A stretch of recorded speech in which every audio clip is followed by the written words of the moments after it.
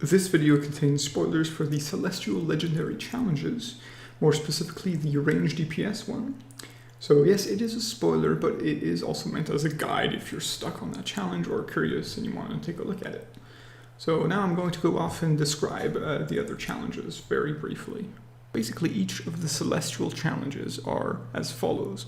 Yulon the Jade Serpent for range DPS, Zuen the White Tiger for melee DPS, Nizao the Black Ox for tanks, and Shiji the Red Crane for healers. Now I have been told that you cannot start a challenge that you're not currently spec'd for. That means if you're spec'd as a healer, you won't be able to start the tank challenge. This is so that you have to do it in your current spec, and that's so you can't break the system or something along those lines. Now, because the challenges take place in the Celestial Temples, you can actually purchase the Celestial Offerings coin from the Auga Celestial vendor. Having this coin in your bank or in your inventory will grant you a buff when you're in each of the temples. Hopefully this buff will benefit your class, and the buffs are as follows. At the Temple of the Red Crane, the buff will grant you 1,000 health regeneration per second. At the Temple of the Black Ox, the buff will increase your stamina by 10%. At the Temple of the White Tiger, the buff will increase your strength and agility by 10%. And at the Temple of the Jade Serpent, the buff will increase your intellect by 10%. Now my challenge takes place in the Temple of the Jade Serpent, so it would increase my intellect. However, I'm a hunter, so intellect does absolutely nothing for me. But I thought that mentioning this buff might help other people who are not hunters, especially because those challenges are, as the name implies, challenging. Now let's take a look at my challenge, the Range DPS challenge, and see what it entails. For this challenge, you will be fighting a blindfolded Wrathion. He will take more damage if you attack him from the back, so maximizing the time you manage to damage him from the back will be crucial to your success. However, he will make it rather difficult for you to get behind him as the fight progresses. The first ability he has is a huge cleave ability with a massive animation called the Crumbling Arc, where he will jump to the current target that has the most threat and cleave everything that is facing towards him. In most cases, for me, it was my pet, so I didn't have to worry too much about this ability, but for people who don't have pets like mages or warlocks, I could see this be quite annoying, as you have to move quite a lot. Another ability he has is a sort of molten meteor strike called Rain of Fire, where he will spew out a bunch of fire all over the place, and the places those little molten bits will land will be shown on the ground with little black spots or shadows. I found this ability to be rather easy to dodge and wasn't really much of a problem at all. Blood of the Deathborn is another ability he possesses. This will create fairly large puddles of lava on the ground that will do around 50,000 damage per second, so basically just don't stand in those. He will summon more and more of these as the fight goes on, which is going to be making it more and more difficult, especially with Crumbling Arc to find safe spots to stand, so you're going to have to do a lot of movement, and that's the trick to this fight, is doing movement and damage at the same time. I believe that these pools of lava summon a bunch of blood adds. They look like little oozes from the Deathwing encounter if you've done that. I'm not 100% sure if he summons them at the same time as the puddles, but he certainly summons them. And these adds are fairly slow to start off, but they have a stacking buff that increases their speed, eventually making it impossible to kite them. My suggestion for these oozes would be to try and kill them as soon as possible. They will come back to life after a minute or so, and Wrathion will keep spawning new groups of oozes as the fight goes on, in turn making this ability a sort of soft and rage timer, as eventually over time you're just going to have too many groups of oozes and they're going to go too fast, reach you, and kill you. His final ability is to split himself into many clones, exactly like the Barov encounter in Scholomance, where you have to find the real Wrathion. Finding the real Wrathion will remove all of his other clones. If you fail to find him in time, the ability will get cast and you take a lot of damage. You might as well die, it's just too much damage. This is where large-scale area of effect ability comes in handy. In my case, it was Barrage. Now let's see some fails.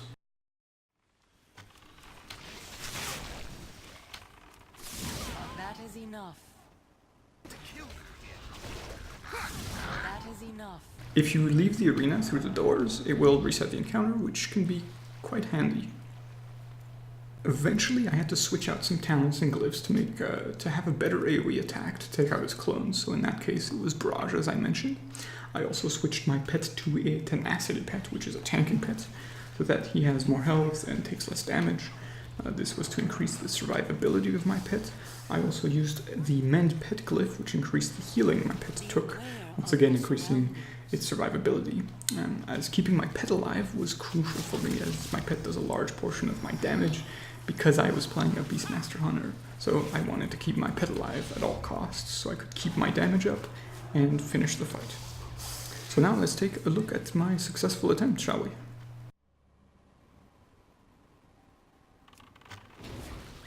Okay, so let's start. At the start of the encounter, I usually pop all my cooldowns. At this point I didn't have my Stampede because I was kind of anxious and I decided to just start the fight again, as I usually do. I use my readiness, use all my cooldowns again. I was kind of unlucky that he popped his oozes, his ads right off the bat, because it killed off my pet, as you can see here. So I was kind of stressing out. I had done this quite a lot, and so I was kind of nervous at this point. Especially now my pet's dead early in the fight, I lose a lot of my damage. I thought I should reset. So here it does his arcing thing, and I was like, oh, I can res my pet here. I took a little bit too long because I didn't have enough focus. And here I thought I was going to get hit by his arc, but my res pet went off, luckily, so that was good. And now most of my damage is back. So as you can see there, the blood cast is actually interruptible. So if you need some room and you see that cast, you can interrupt it, and he won't put a pool down, which is going to make the arena a bit cleaner. There in the middle you can see that one of the bloods resurrected. This happens over the duration of the fight.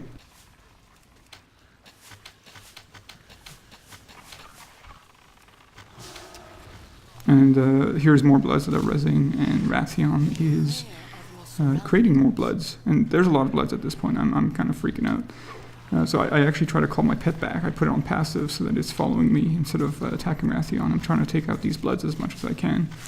And here he's going to split. This is going to be kind of rough for me. And my barrage is not up. I should have saved it at this point. But luckily I find him by doing just a couple of multi-shots. That was a really lucky draw. So my pet's actually not doing anything at this point. He's just running around with me. I catch his clone again because I had my barrage that time, so that was good. And I'm not sure what my pet's doing. Here he's going to split again. I was kind of freaking out because he split so many times. In my other attempts he didn't split that many times. Luckily I find him again. I got really lucky on this attempt. He's going to res another blood. Here it is.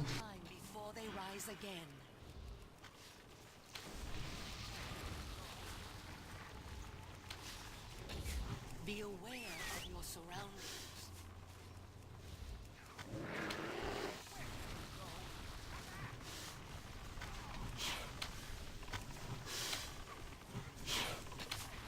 So there I moved my pet out of the pool of stuff, because he likes to go and attack Wrathion, and Wrathion jumps on him, so he's always in the pool, and my pet's taking damage from the pool. So I try to move it out of the pool as much as I can. Sometimes I forget, because I don't want my pet to die. So here's more bloods.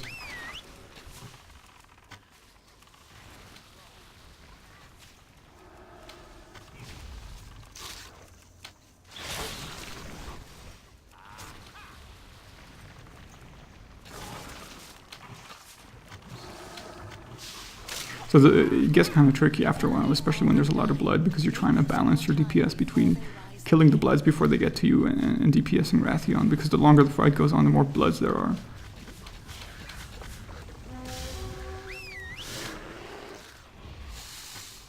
Here's gonna res more bloods, and I see my pet's in a bunch of pool, and he's starting to take a lot of damage. So I'm gonna move it pretty soon.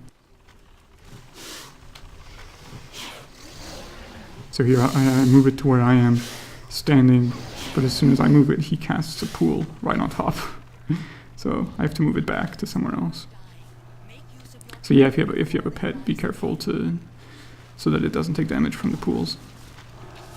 And like I said, I could have interrupted a couple of those casts because the arena right now is a bit messy. So I'm kind of freaking out as well at this point. He's going to split, and he keeps resing more and more bloods. Luckily I have my barrage, so I go at the back of the arena, and my barrage has a 40-yard cone, so it pretty much hits everything, and that's pretty good. So he's almost dead now. I'm going, oh, come on, I can do this. But he keeps splitting. I don't know what triggers the split, but he's doing it a lot in this attempt. He's going to do it again. So at this point, I'm like, oh, come on, I got this. Let's stop splitting. I just want to kill you. So he just needs a couple more hits, and I'm kind of freaking out. The bloods are going really fast. So I'm like, okay, come on, just focus. Focus on Wrathion. I can deterrence, and there we go. That is enough.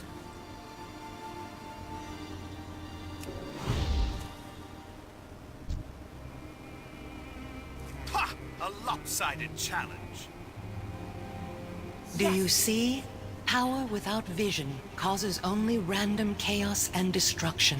Please, young prince, take this lesson to heart. I am pleased that our hero is still alive. Thank you for your blessing, great servant. We have done it, hero. We have the blessings of the Celestials, and we have completed their challenge. I know our next step. Meet me back atop Mason's Folly. You'll be pleasantly surprised at what I have in store for you.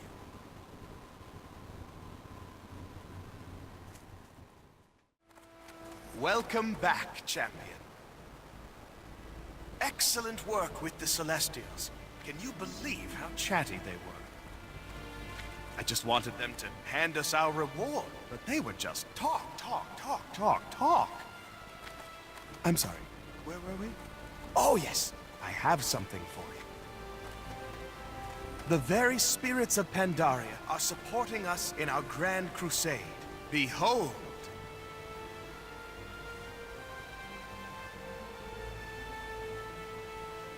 The strength of the White Tiger. The wisdom of the Jade Serpent. The fortitude of the Black Ox. And from the Red Crane, a shining beacon of hope for a better world. Our world.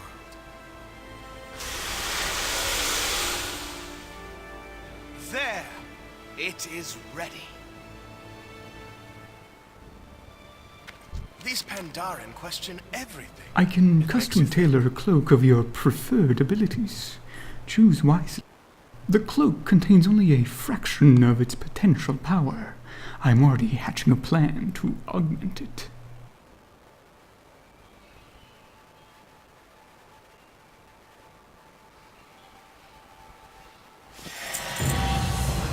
Events are in motion, hero. We have one final task to complete before we are ready to move into the final act of my plan. My agents tell me that King Rin has reassembled a naval fleet after his losses at Theramore, and Vol'jin is marching north across Durotar in open rebellion against the war chief. Speak with me again as soon as they are ready to converge on the gates. We will bring this war to a glorious conclusion. My work is not quite finished. This cloak will grant you the power of the Celestials. Very soon, we will be able to augment your cloak with my own formidable draconic powers. Continue to aid your allies in the war effort. I will contact you shortly. Goodbye.